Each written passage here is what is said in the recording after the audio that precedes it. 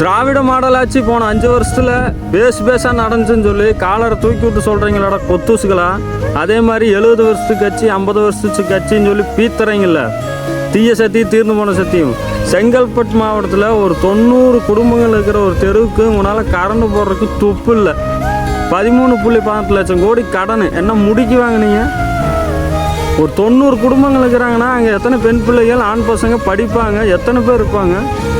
அவங்களுக்கு ஒரு கரண்ட் வசதி செஞ்சு இருக்கும் உங்களால் துப்பு இல்லையா? இதில் வேறு திராவிட மாடல் ஆட்சியாம்மா. எங்கள் ஆட்சி 60 நாளில் அவங்களுக்கு கரண்ட் வசதி செஞ்சு கொடுத்துருக்குறோம்.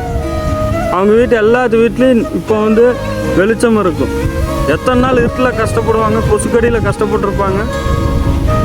எப்படா பிரச்சாரத்துக்கெல்லாம் போயிட்டு அந்த மக்களை பார்த்துட்டு கூச்ச நாச்சம் இல்லாமல் எங்களுக்கு ஓட்டு போடுங்கன்னு சொல்கிறீங்க?